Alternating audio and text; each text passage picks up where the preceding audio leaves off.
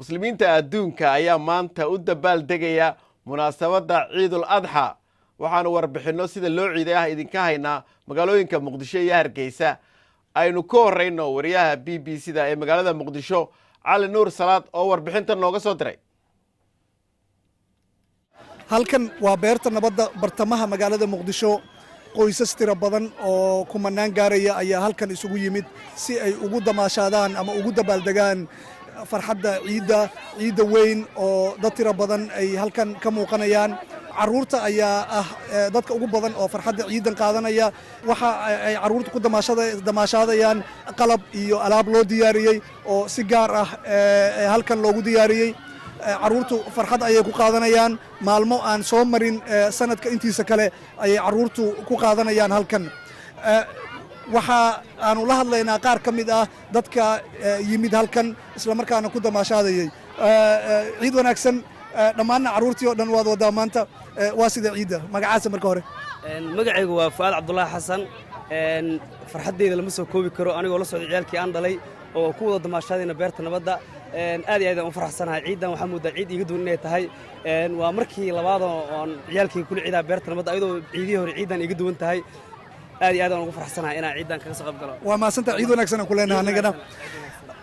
dadka ma aha goobaha kaliya ay isugu imaanayaan beerta nabadda. waxaa jira ilaa dhowr goobood oo kale oo magaalada muqdisho ku yaala oo dadku ay doonaya ay ku damaashaadayaan.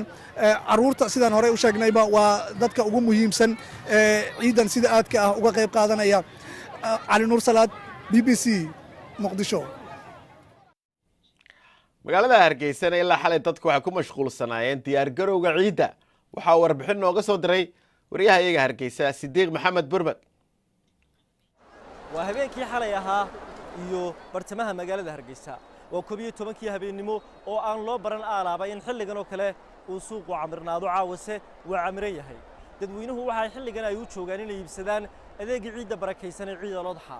meel walba way tuman yihiin oo suuqa ka mid ah waxaana ay ka duwan tahay habeenada kale. dadka qaar ayaa waagu ugu baryay iyagoo soo jeeda sidii ay u sugayeen ciidda barakaysan ee ciidul adxa. markii waagu baryayna waxay u dareereen tukashada salaada. allahu akbar kabiira walhamdu lillahi kabiira wa subhanallahi bukratan wa asila. waxaa muddooyinkii u dambeeyey magaalada hargeysa lagu soo kordhiyey goobo magaalada duleedkeeda ah oo loogu talagalay in ubadku ay ku ciyaaraan maalmaha farxadaha.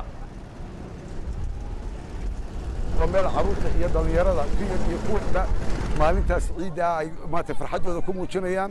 waxaa leedahay meeshii baabuurtii lagu tartamayay waa meel go karts dadku yiraahdaan. waxaan Ismaaciil Jaamac halkan ka salaamay hooyada yaabahay yaabriyaashay cidii muuqayga magacayga garansaya ya macallimiintayda. ayaad salaamaysaa. waxaan joogay 3 sano Hargeysa Soomaaliga oo bartay. waxaan ka yimid Hargeysa inuu barak Maxamed baan idhaahaa. waxaan salaamayaa abtiga iyo adeerka iyo hooyaday iyo muxuu ahaa iyo abtiyaashay oo dhan.